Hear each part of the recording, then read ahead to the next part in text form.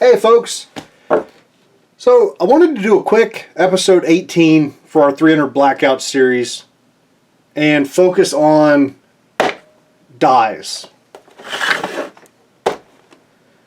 I've used several on the channel here, and there were a couple questions posted over the last day or so asking about the dies, and I wanted to kind of go into it a little bit deeper. I think we've loaded enough ammo to where, I feel like I can give an opinion and it be somewhat based in experience.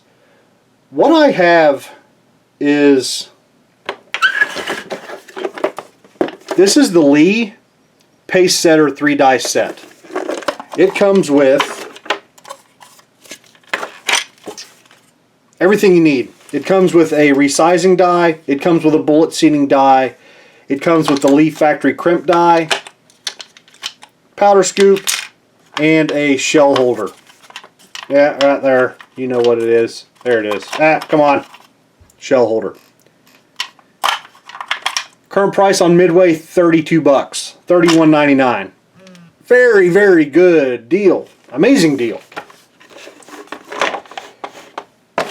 I also purchased the Forster.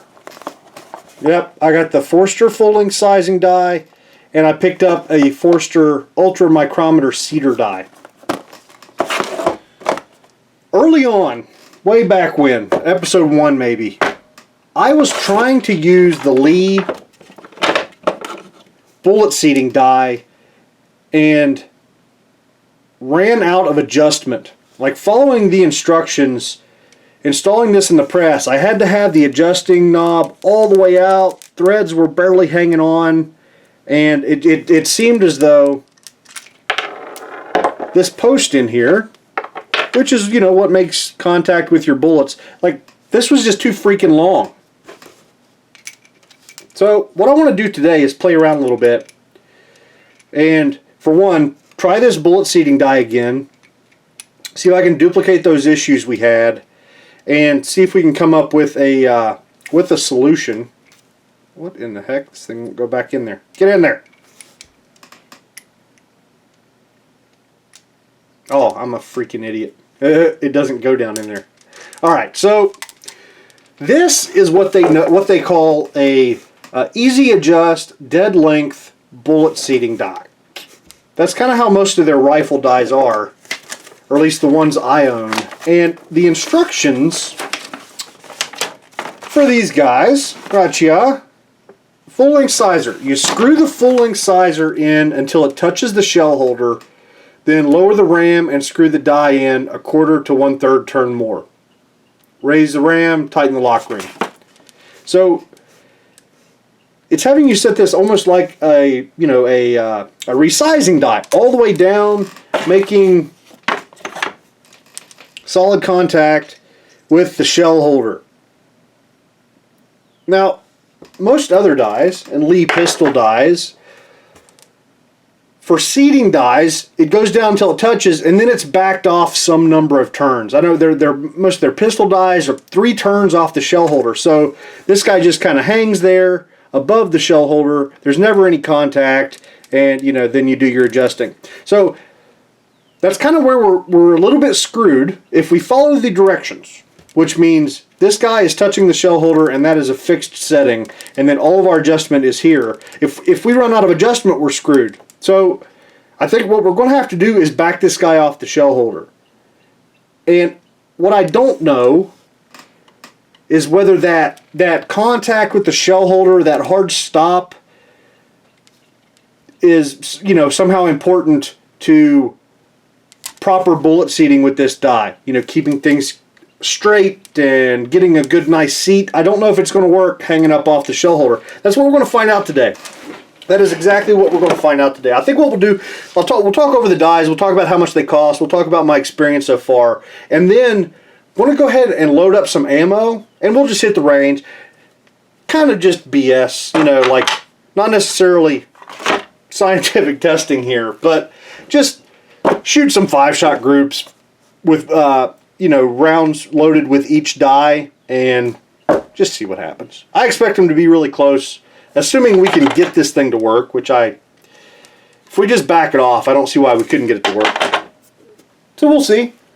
I picked out 3 bullets to test that kind of cover the whole length range. I'll tell you what, let me give you a little uppy closey look at these guys. You can see this, the smallest one here is the 125 grain SST. Really short bullet, got the cantilever there. The next guy is the 168 grain AMAX. That's the middle dude.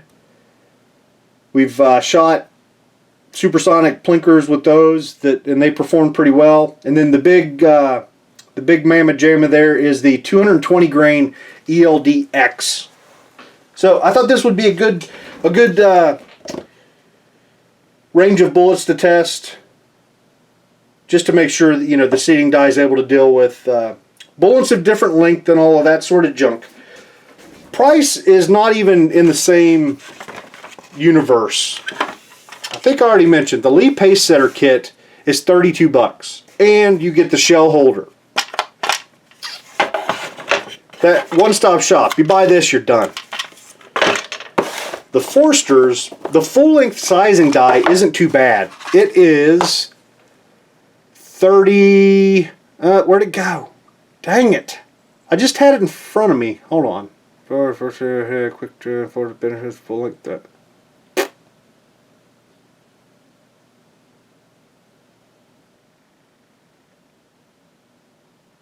I think it's just that their picture doesn't really match mine. It shows the knurled part here being a little bit taller. Okay, whatever. $36.99. So that's about a $37 full-length sizing die.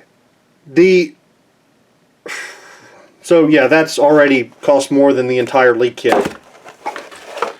But the serious money is in this in the ultra micrometer seating die. This guy is $72.99. So these two guys, you're looking at a little over $100. So it is not cheap. But I really like this the Forster seating die. And I've actually bought several more back here. I don't know if you can see, but this is kind of my new favorite seating die. Very easy to adjust and keep track of, and I'm very bad at setting bullet seating dies. I always go too far and that sort of crap. So if you've got more money than sense, this is a great option.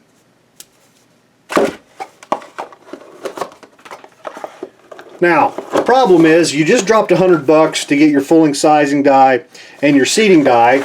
You still don't have a shell holder.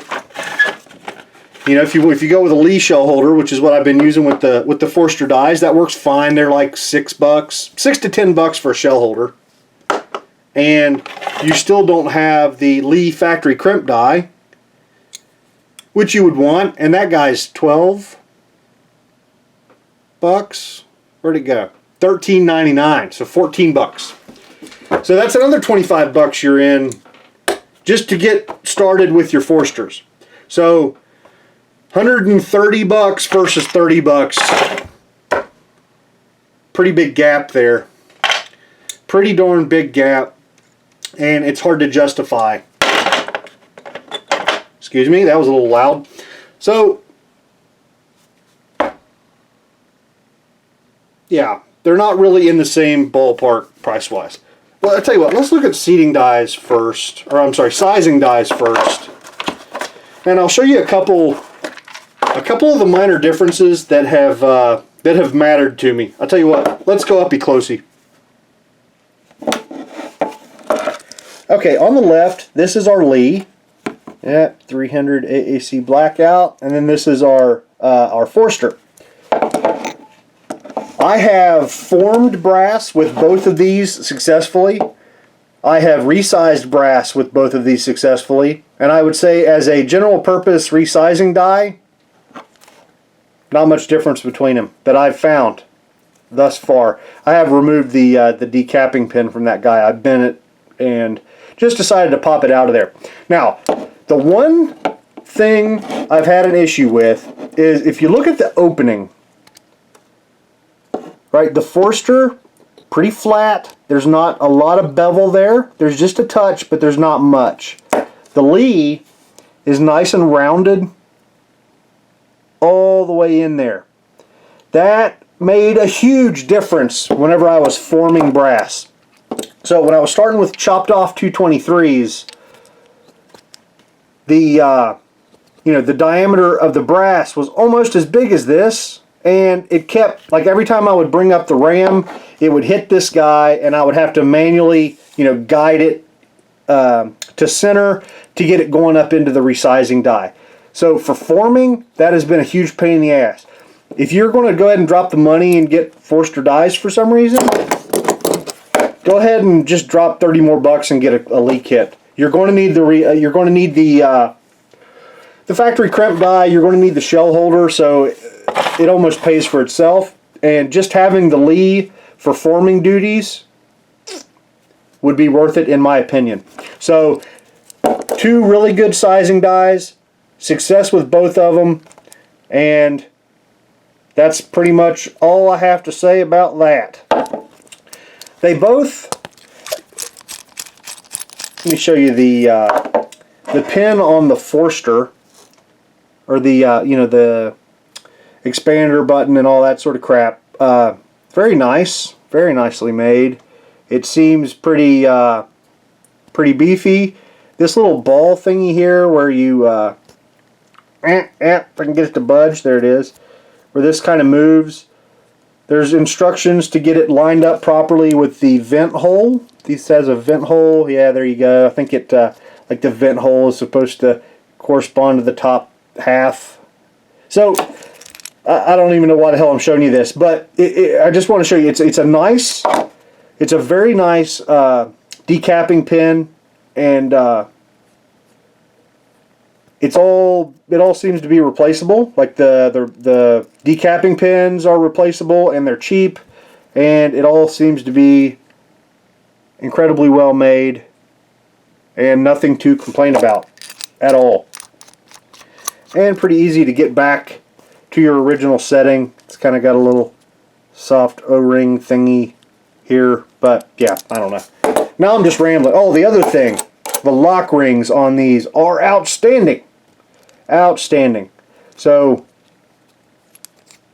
yep, nice Allen head, and the pinch type. They are aluminum, or very, very light. They feel kind of cheap, but they're not. They don't need to be frickin' solid steel or something crazy like that. This works just fine, gets the job done, and I've never felt like it was weak or fragile or going to get screwed up in any manner. Now, the Lee, it's all pretty much the same. I'll tell you what, let me pop this guy out. Okay, there we go. Now, the decapping pin in these guys is a one-piece sort of design. Yeah, it's got a lot of gunk in it from all the lube cases I have run up inside of this guy. So I have nothing to complain about. These are very cheap. These are replaceable. You can get them. They're $3 or $4 or something like that. No problem at all. So it's not a separate decapping pin that can be replaced, but that's okay because the entire assembly is pretty darn cheap. Pretty darn cheap. All right. I don't really know why I showed you that, but whatever. Might be interesting to somebody. We've got the dies out. We got the camera turned on. Might as well look at everything. The Lee factory crimp die is the same as all of their other factory crimp dies. It's that 4-segment thingy that they just squeeze together. This gets pushed upward in the press, and then those squeeze together around the mouth of the case. One thing I hate about these, I don't really know of another good option, so no matter how much I complain, this is what you want to buy anyway. But it's hard to get an adjustment and return to it. And actually, you see a little Sharpie mark there. I've been trying to make an index on the press and an index on the die here to try and maybe figure out some way to get back to my settings as I go in and out of the press. But yep, there it is. No big deal. That is the crimp die. Lee shell holders are fine. Like I said, I never felt the need to buy any other. I've been using this guy and it's holding up well, just like they always do. So that's good to go. All right, now all that's left are the bullet seating dies. I'll tell you what, let's pop this guy apart really quick. Let's see, how does this thing come apart? I think grab this. Yep.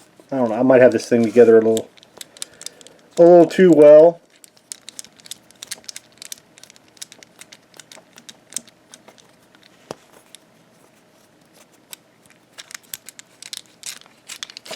I think it's basically this part needs to unscrew from. Let's get rid of this. There we go. Yeah, that guy right there is where we need to unscrew it. Let me see if I can get a hold of it. Oh yeah, I did. Nice. Alright, so that was that lower part. I think I gotta get this loose. Crap. And then this maybe.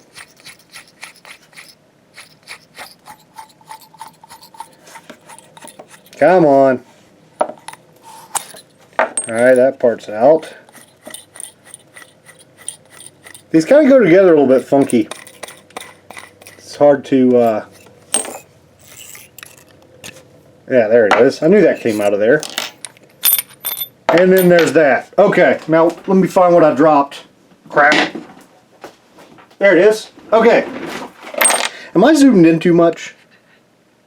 Nah. Okay. This is kind of the heart of this whole operation, and this is where we're not going to be able to see squat down in there, but that's okay. This is like a chamber. Let me grab a piece of brass.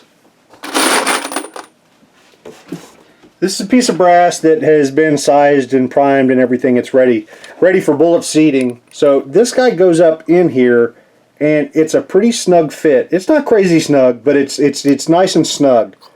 So as the brass and bullet are going up in there, the brass is held very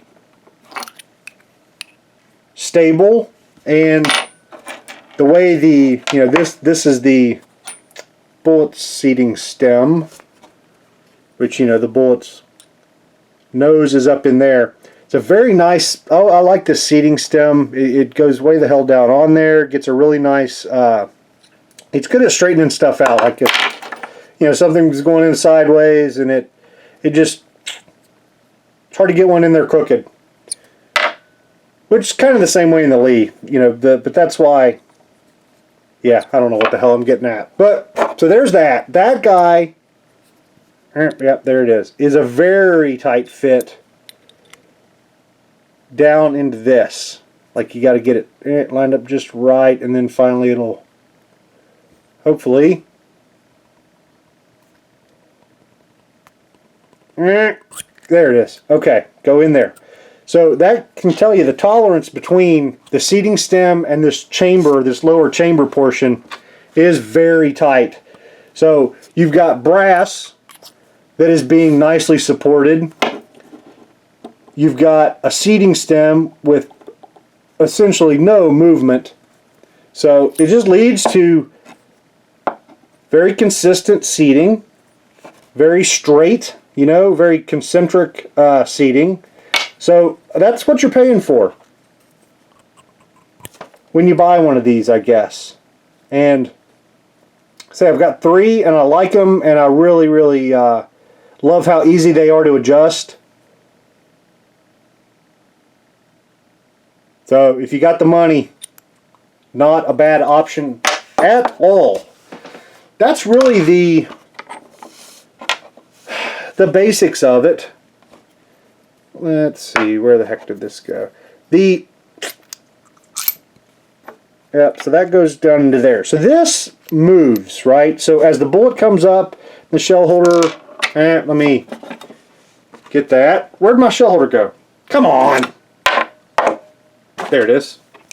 Alright, so let's say you got your brass in your shell holder, and it's, headed up in there. I I'll get my crap together here in a second. The brass goes fully into the little chamber portion, and then this is spring loaded. So in the press, it then spring loads. So before it moves, before the bullet's really starting to get seated, the brass is already fully into the chamber, being supported and straightened out, and then it pops up and the bullet gets seated. So pretty cool design. Pretty darn cool if you ask me. So we can get this guy in there. There it is. We've got, yep, then the spring goes right there. And then this part, I think, just goes right over top of it. Oh, I'm an idiot. I should have... Alright, let's step back. Dang it!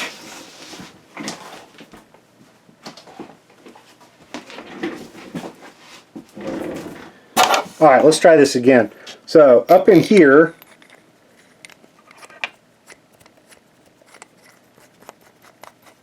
get in there. There you go. So that goes into there. Then the spring. Then the chamber and the lower part. Get on there. Alright. So, that gets... Now, you can see the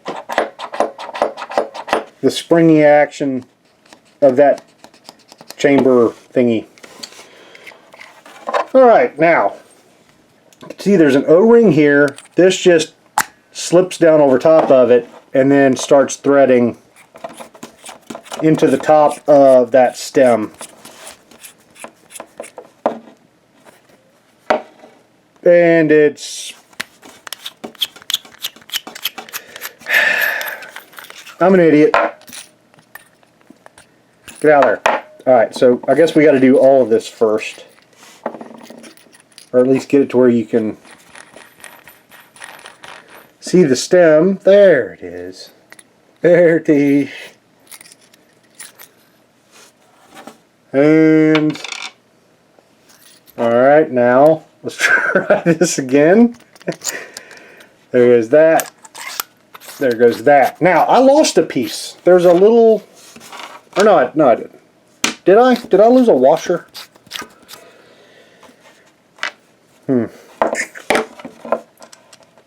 See, this goes on there. So this is course adjustment. You know, you screw this in, that entire seating stem is moving up and down a lot. And then once you get it in the ballpark, come on, there you go, that nut tightens down, and then your micro adjustments. Alright, let me look around, make sure I didn't lose anything. Nope, didn't lose anything. So there's that, and there is our seating die put back together. Very nicely made. I'm a huge fan of these. I really am. And they make reloading pretty darn easy. Alright, next, the Lee seating die. This one will be very quick. Got the adjuster thingy. You've got the seating stem, which, you know, once again, this is where that bullet is going to get in there and line up. And I guess this is what I'm getting at, and it's going to be hard to get it on video. That's a good fit. You know, it's doing well enough, but it's still not quite that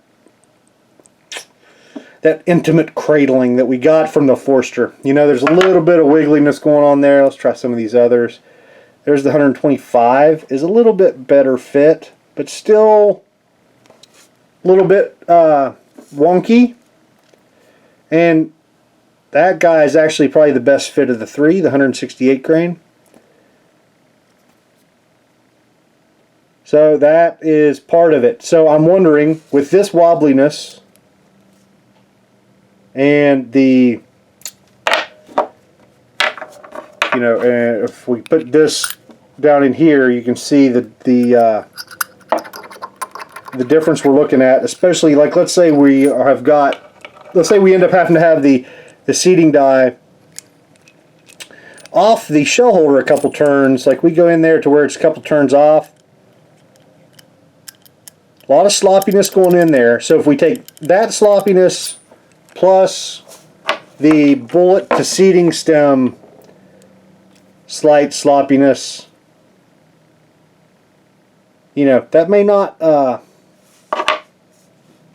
do quite as good a job as our Forster. Because this, yeah, like that just kind of freaking floats around in there wherever the hell it wants to go with the adjuster on top. So, yep. I don't know. Okay, not a lot to show you here. It's all pretty much what you would expect. So I'll tell you what, let's get them in the press. Let's start seating some freaking bullets, why don't we?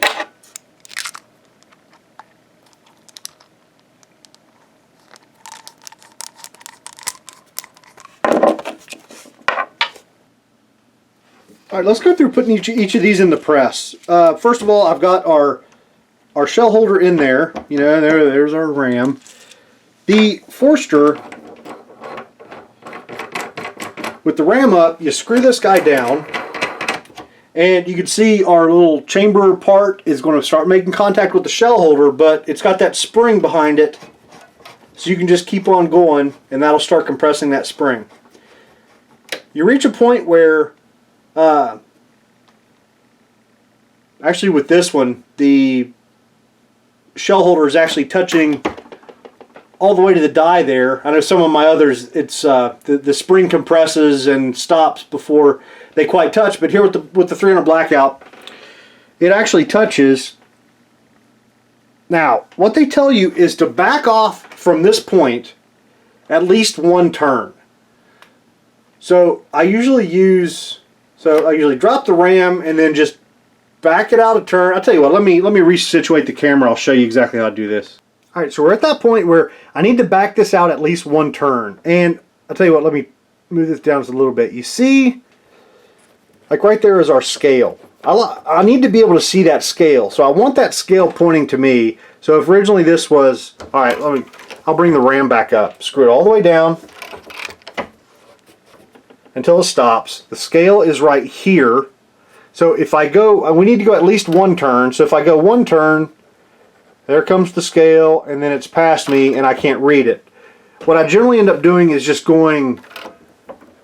I just keep going out until the scale is pointed in a direction that's easy to read. So that ended up being about 1 3/4 of a turn, and that's worked fine for me so far as I've been using these dies. So that dude is basically set. It's in there, and from this point on, it'll just be, you know, crude adjustments with the top and micro adjustments with the knob. So let's move on to the Lee. Alright, we'll put the Lee right next to the Forster here. So it just goes in, gets screwed down until it touches, and then the instructions say you drop the ram and you go to 1/4 to 1/3 turn. So we'll go 1/4, and that is like a really hard cam over. That's hard to convey on video, but that's what it is. So, all right, now we tighten that guy down, back out our seating stem, and we're ready for business. So both of these guys are in the press and basically configured. Now it's just a matter of adjustment. So let's get to that.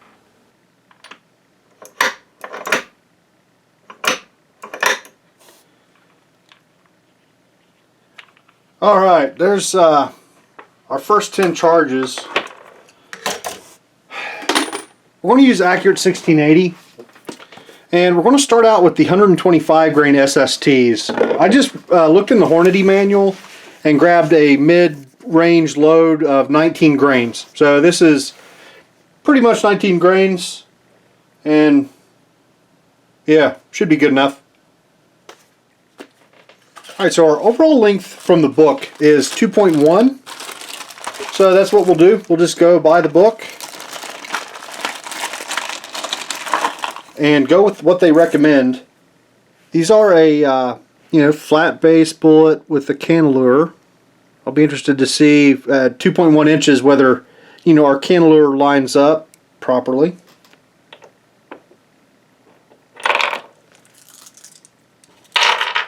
Alright, these bullets don't like to sit down in the case, which is fine. Alright, what I need to do probably is I'm going to get my adjustment pretty close to 0, and then I will loosen up the coarse adjustment. Can you guys see what's going on? Kinda. Alright, I'm going to loosen up the coarse adjustment, which I should have a freaking screwdriver here because that's what it's meant to do, but whatever. I'll just remove the thumb screw and move it by hand. Alright, that should be way too short. So let's go ahead and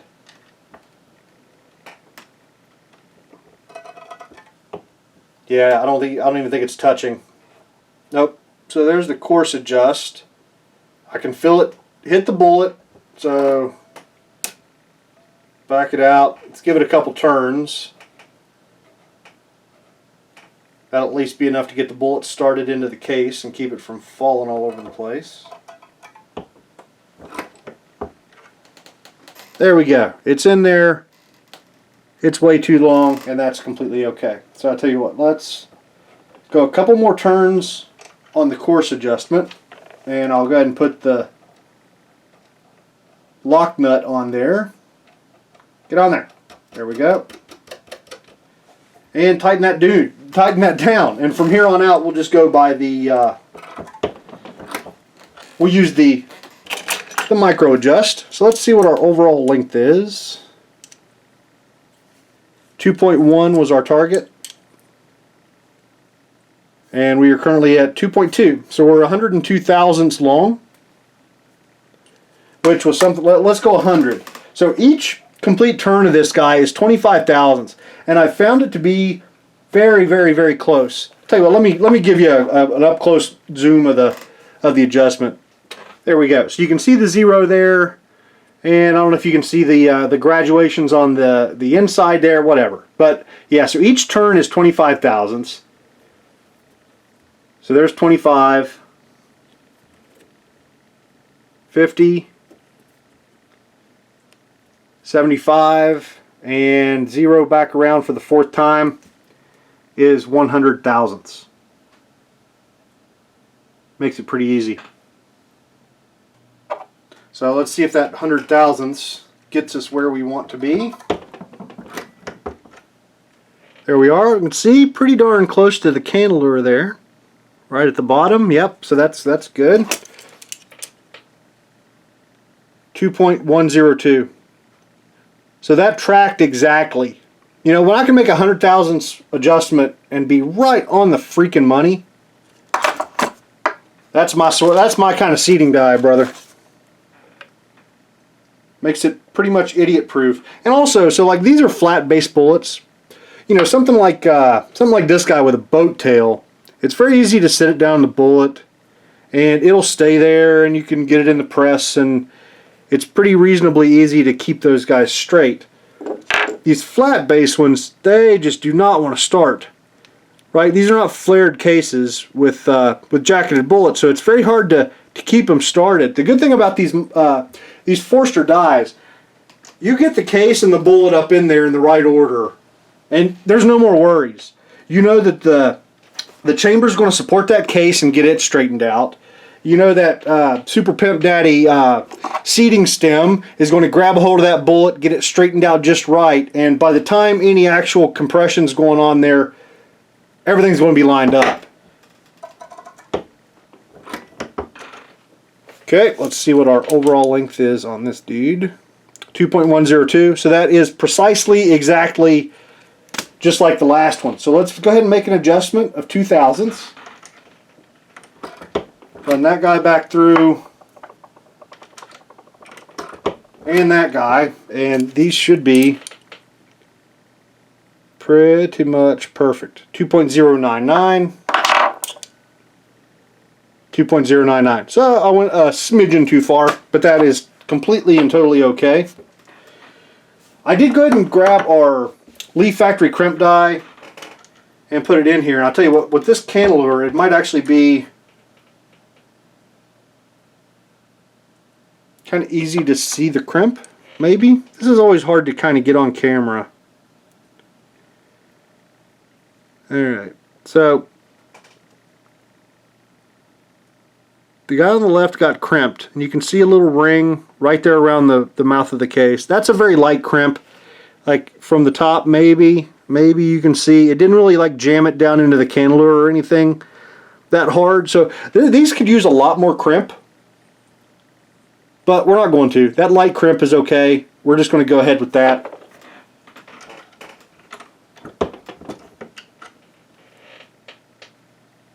I've got a bunch of bullet testing videos coming up, and we're going to play around with crimp in some of those and try and see, you know, what sort of, if any, accuracy difference we see between the different crimps and stuff. So that'll be coming, but for today we're just going to do a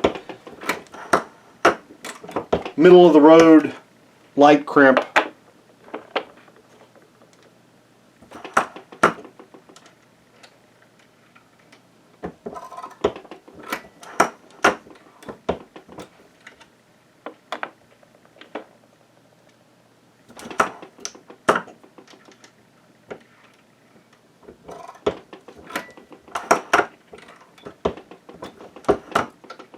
Okay, so that's those 5. Now, the good thing is, so we've got a golden round that we know this is exactly what we want to duplicate. We can use this to cheat a little bit when we're setting up the Lee. Yeah, that guy's a little short, 2.095. Might be variation in bullet. That one's 2.099. 2.104. So yeah, I would guess just the bullets are a little bit wonky, but that's okay. A couple thousandths never hurt anybody. Alright, here's one. If we wanted to try to duplicate this, here is our Lee seating die, and just from past experience, I'm just going to pull this completely out. So there's no chance of this getting seated down in there any farther. I'm going to go ahead and take it up into the die. Yep, and that's all touching. So if I put this on here, alright, I was able to get it down to some threads. And it's, yeah, that went quite a bit. You guys couldn't see shit because of that die's in the way. I'll tell you what, let me move the camera. Here we go. We'll do this one more time. So this is in the shell holder. This is our golden round that we want to duplicate. I'm just going to go ahead and pop this thing all the way out so the seating stem is just floating. Get this guy up in there, all the way down,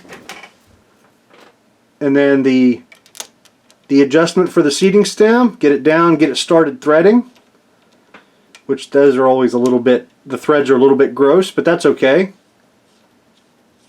Down, down, down, and there I feel resistance.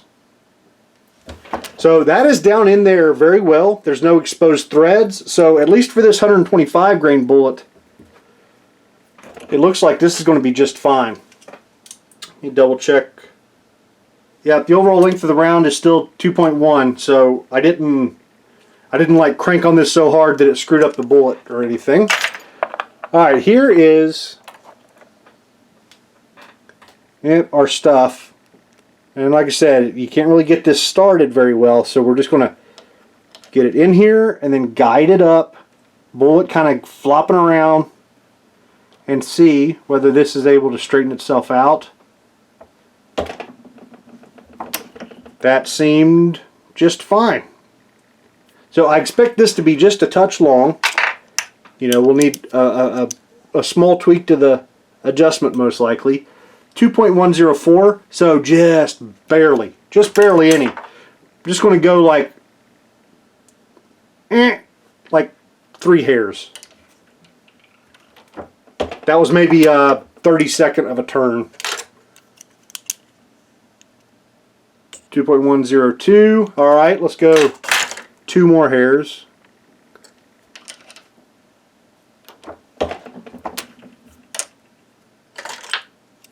And right where we need to be, my friends. All right, let's seat the next guy.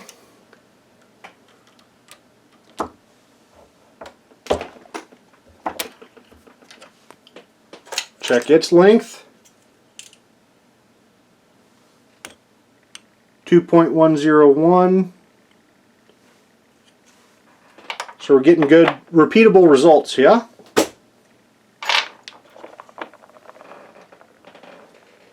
Una más.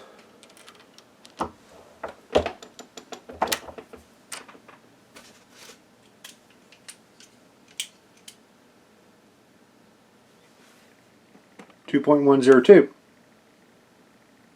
Beautiful. So at least for this little 125 grain bullet, this bullet seating die is working just like it should. So I'm going to go back, crimp these 3, seat the other 2, and we'll move on to the next bullet. Okay, our next bullet is the 168 grain AMAX, and you can see I've already got powder dumped. We went 16 grains, kind of a mid, you know, it's a good supersonic load. It's going to be 15 to 1600 feet per second. And we are going to seat these guys to overall length of 2.215. So let's go back to the Forster. Tell you what, let's go back out 4 turns, which gets us back to like home where we started. And I'll tell you what, let's go back out a couple more turns. Let's go 4 more.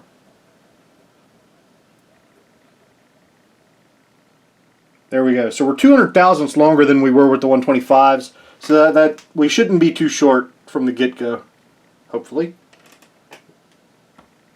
Yeah, get in there. Good. Yep, that looks too long. 2.312. 2.314. All right, so we're 2.215 is our target. We're just under 100 thousandths long, so it's a good thing we went as far as we did. 2, 3, and 4. I'll tell you what, I'm going to go 5 thousandths shy of 100. So this should get us really close, but we should still be several thousandths long. 2.219, so that's 4 thousandths too long.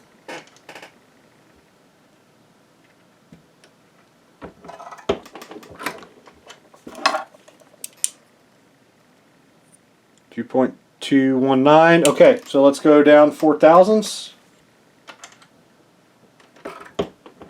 Run these 2 back through.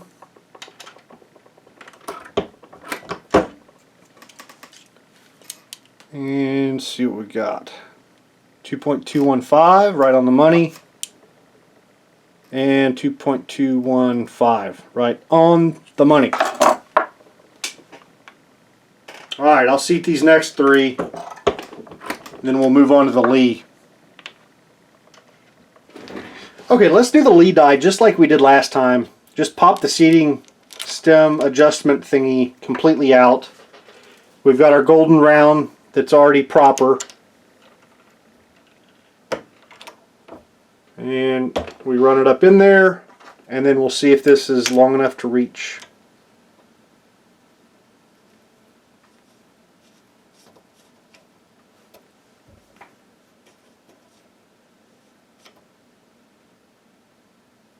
Feels like we're touching. Maybe just a squidge more. Alright, let's go ahead and seat one.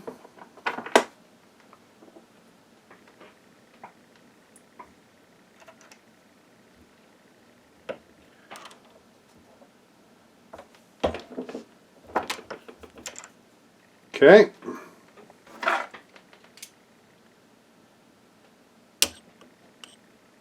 .215. So that is right on the money.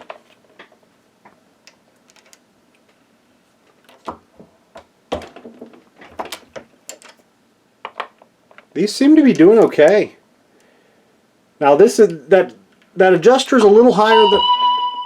Pardon my phone. That adjuster is a little bit higher than I'd like. I'll show you. I'll give you a close up here in just a second. But it's in a usable position, right? I mean, we're clearly able to get the job done here, but we're quickly running out of adjustment. All right, let's measure this last guy. 2.217. So just a smidgen long. Crimp these dudes real quick.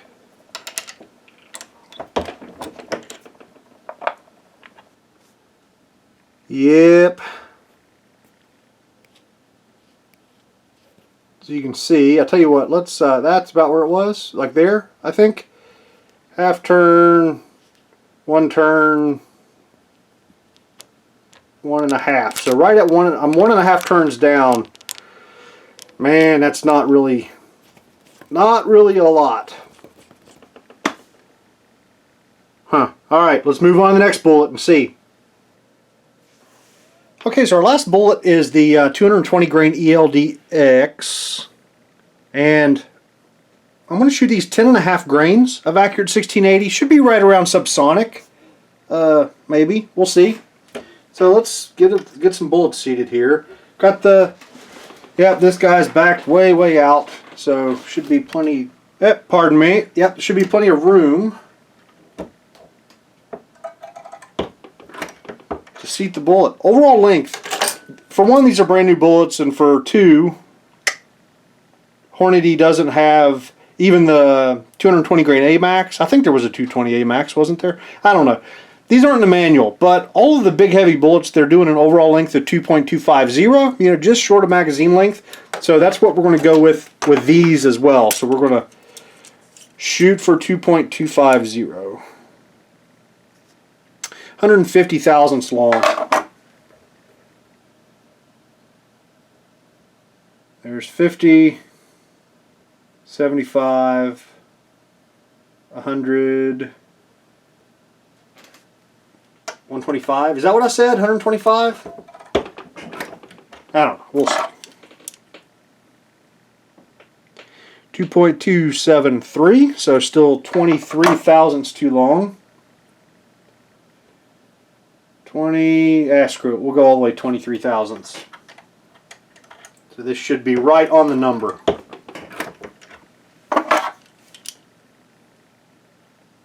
And it is 2.250.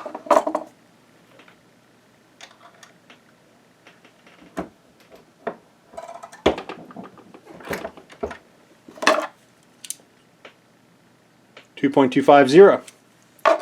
Alright, these are good to go, so I'll get these seated and crimped, and then I'll see you when we move on to the Lee.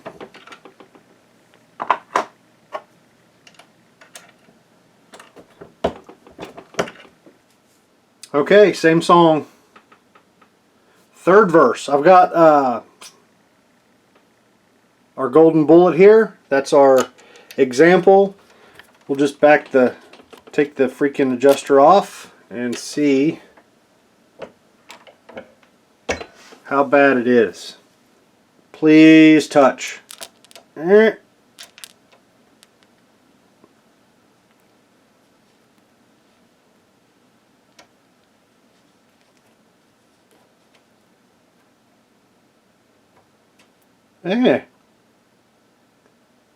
Looks like it might. Just do it. Do it just a little bit more. Yeah, let's seat one and see what happens.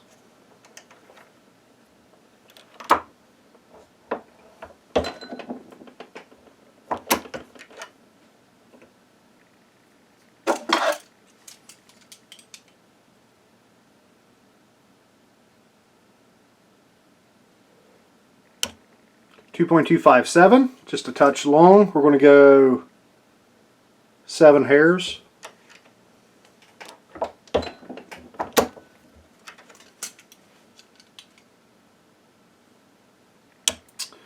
.253. Go 2 more hairs.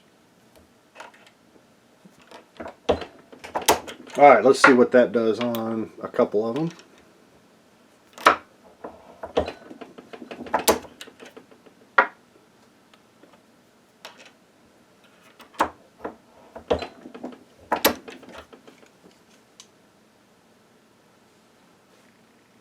2.256, 2.25 drop, 2.254. All right, I'm still just a smidgen long. So let's go. Look at that adjuster. It's just it's in there so little that it's freaking flopping around. I think we've reached the. You guys can see the threads, right?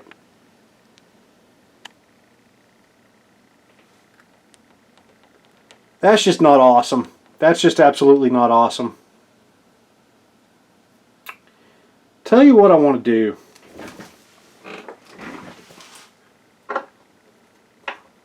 The 3 bullets I've just seated, I'm going to pull them. And we're going to readjust this die and try it without any shell holder contact. So let me get these pulled and we'll try this again. Alright, rather than pull those, I just went ahead and grabbed 3 more pieces of brass, and I'll put those, the ones we had just loaded, into the pile of practice rounds.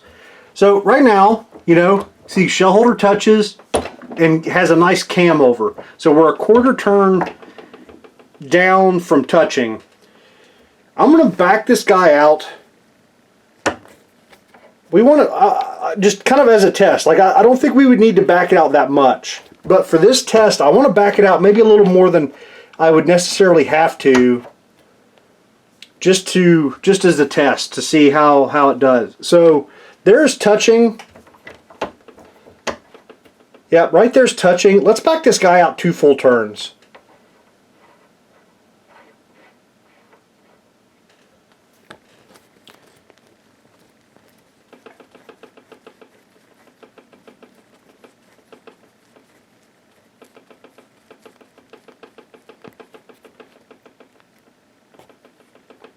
Alright, that's very close to 2 turns. So now we're not getting any shell holder contact. If we take one of our previously loaded rounds, run it up, and let's see, here's our seating stem. That guy goes down in there. Get you a better view. There we go. Now this guy should hit threads. Yep, no problem there.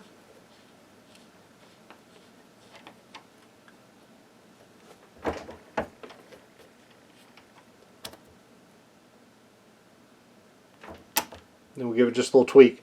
That actually looks really good. So the threads are below, you know, below the top of the die body a good amount. So this is a comfortable. This might actually, that freaking, these things just wiggle because it's that O-ring. Maybe it doesn't matter, you know, like it. Maybe that wiggle is just part of their O-ring system. But whatever. I think this is a good test. Alright, let's seat one.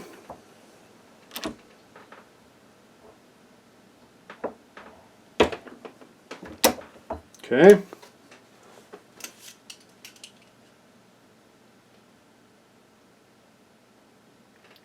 .260, so 10,000ths long. Let's go a good bit. That was like 31 hairs.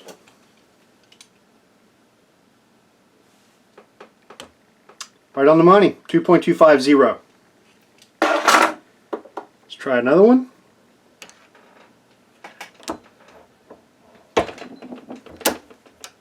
I'm interested to see, do we get consistent overall lengths with this setup? 2.249, that's pretty darn close.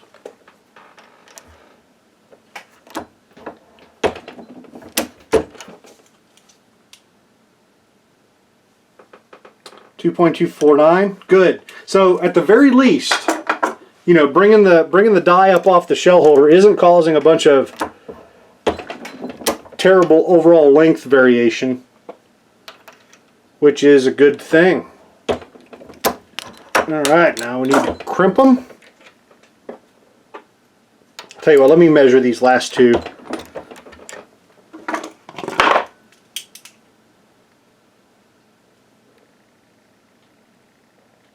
.252.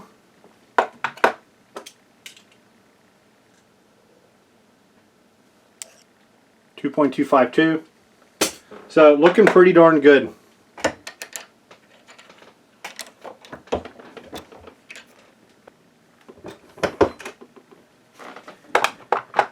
Okay, so those are our test loads. Now, those 6 rows to the left are the tests. As we went along, I went ahead and loaded up 5 more of each load just so I could use them as fouling and heating up the gun and getting the getting our 0 for each load and all that sort of crap. So good little box of ammo here. So let's get out there and see what they do. All right, today we're going to shoot my my 16-inch barrel gun, and I don't think I've shown it on the channel since I made some changes to it. Basically got it in its own standalone complete configuration. Went in and picked up a couple more lowers and decided to just dedicate one to this. The Magpul UBR stock, I'd had that on my SBR. It was way too heavy for that application, so it's moved over here to this guy. Yeah, generic Anderson lower parts kit, and a CMC 3.5 pound single stage flat trigger. So pretty nice lower there. The upper and the handguard are BCM. The bolt carrier group is Yankee Hill. It's just a cheap semi-auto bolt carrier group. Our barrel is a 16-inch AR Stoner with carbine gas. And we've got our Silencer Co. Omega suppressor on there and my GG&G bipod. So yeah, that's what we're going to play around with. Got the Vortex 4-16 by 44 scope on there right now. I think we're going to let's go ahead and shoot these at 100 yards. I think they'll all group well enough for 100 yard shooting.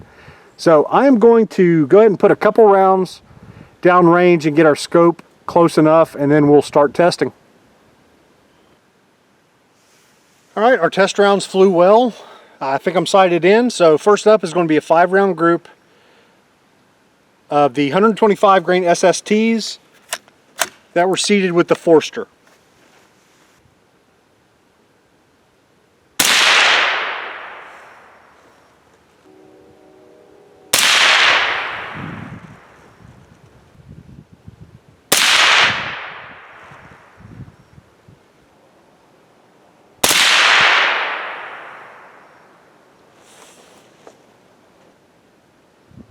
Yep, so that last shot, I accidentally fired 2, it seems.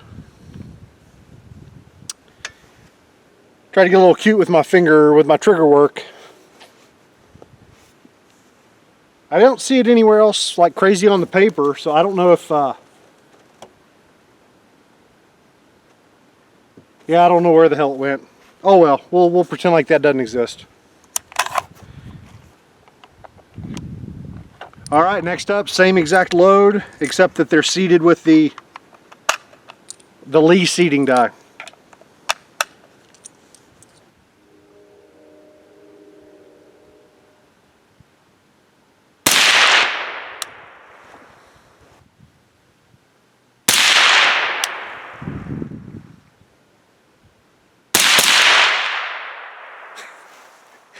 I did it again.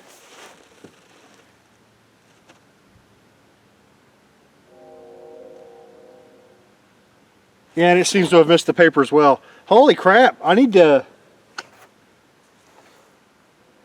figure out some technique.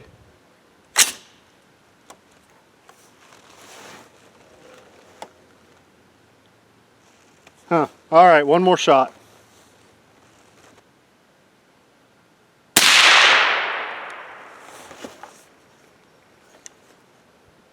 Very weird.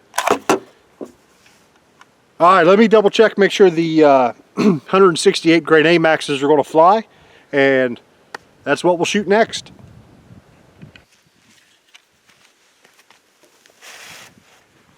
All right, next up are the 168 grain AMAXs. They flew just fine, so we've got the suppressor back on and we're ready to try them out. First up are the Forsters.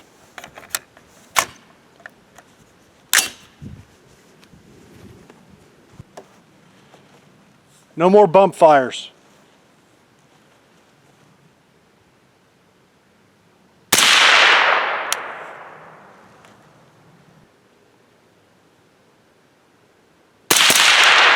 God dang it.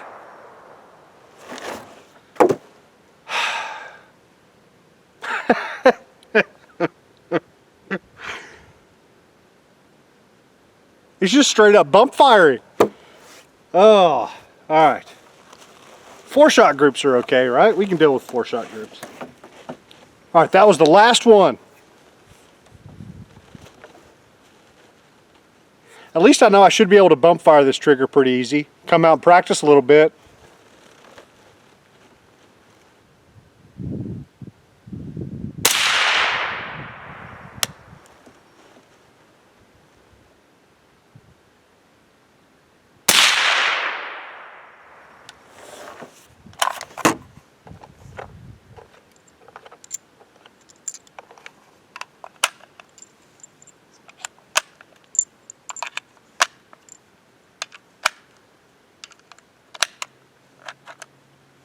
Okay, same load, same bullet. These were seated with the Lee die.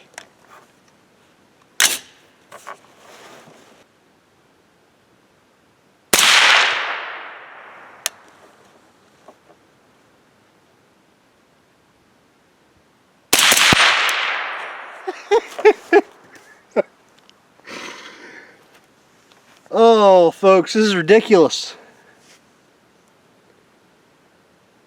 I can't get my brain to get out of its normal trigger sort of mode.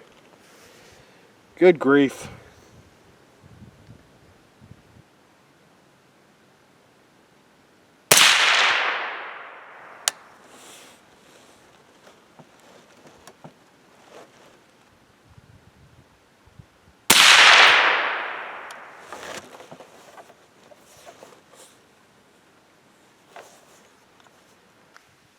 Okay, next up are the 220 grain ELDs. And from my test shots, it looks like these are going to stay subsonic, so it should be nice and quiet. I think I know what's causing my bump fire issue.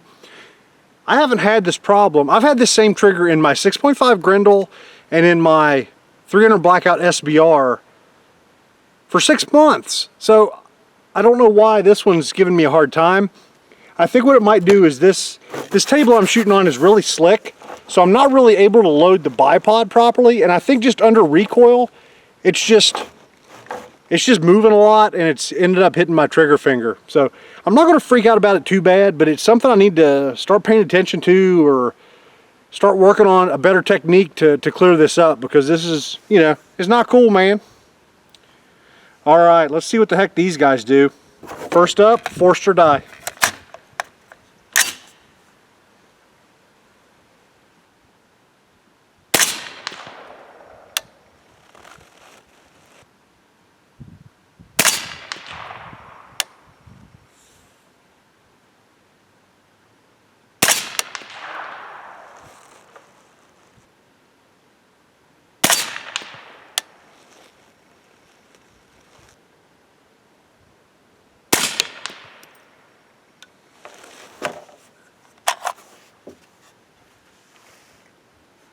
Okay, last but not least, the 220s that were done with the Lee seating die.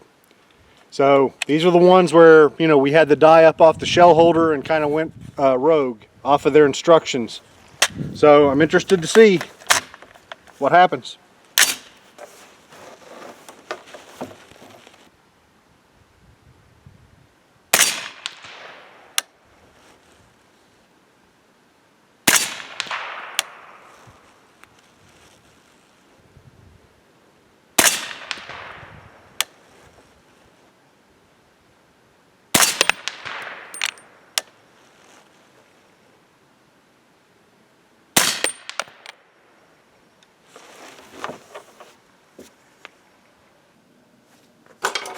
All right, I don't think we could have asked for anything better than that.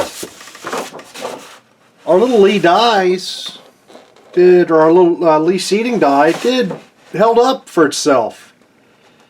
It actually, yeah, very similar. So the first one, the 125 grain, the Forsters were a little bit tighter, 1.15 inches versus 1.6. But the next two, 1.18, 1.04, 2 inches, and then 1.34 inches. So 2 out of 3, the Lee die won. This isn't enough rounds to really, you know, to really show up minor differences, but if the Lee was garbage, we would know it, right? It's holding its own, which I think is the absolute best we could hope for. Absolute best we could hope for. So, to be honest, that's the way to go, guys. I think, you know, getting your Lee Pace Setter kit, what did I say, 32 bucks? $31.99, 30 bucks. Definitely the way to go. And even if, you know, like I had shown in the beginning, which, yeah, this guy's, that problem I showed you in the beginning where this guy's so flat that I had troubles getting the brass up into it during forming, that alone, even if I owned a Forster seating or sizing die like I do, I would want a Lee just because it made forming so much easier. So, yeah. They're better made, right? I mean, I don't think there's any denying that fact. Forster dies are just nicer, but are they frickin' 4 times the cost nicer? I don't know about that. I think if I could go back, I didn't really have any good reason to buy this. I probably wouldn't buy this. I would probably buy the Lee kit, which gets me everything I need, and then the next time I feel like spending money for no good reason, then I go ahead and pick up the Forster seating die. Because even though, you know, we didn't see a major difference on paper, just the ease of adjustment and everything, I'm a huge fan of these dies. I'm really a big fan. It just makes my life a little bit easier because I hate setting seating dies. It's a pain in the ass. The other thing I may do, I don't know. Crap. So, by my understanding, it should be easy enough to just chop a little bit of this guy off. Like, you could shorten this guy if you wanted to. Even though, you know, everything was fine whenever we took it up off the shell holder and did what we had to do to make it work. That method, completely happy with it. Performed outstanding. But if I wanted to, you know, keep it to where the shell holder made contact, I could just chop a couple hundred thousandths off of this dude. Make it shorter, and then, you know, that should directly drop your adjusting stem down into the die just a little bit more. You wouldn't want to frickin' do it with a hacksaw or anything, right? If you got this crooked or whatever, I could see it causing some, you know, some issues because this is not a tight fit. So I don't know. If you got the tools to do it right, or I don't know, you swing by the local automotive machine shop, or maybe you know a machinist, something like that, chop you off a couple hundred thousandths, that might be a good good way to go. I think that's pretty much it, right? I think we covered things well enough. I haven't been posting a lot of videos lately, and I'll tell you why. I'm getting all of my crap together for this. It's going to be a massive bullet testing series for 300 Blackout. It's going to be close to 20 bullets. 20 different bullets we're going to be testing for subsonic accuracy, working up loads for. So I've been trying to, yeah, get my crap together and get going towards that. And that's going to be coming really soon. If you're watching this soon after it's posted, it should just be a matter of days before it kind of starts an avalanche of bullet testing videos for 300 Blackout.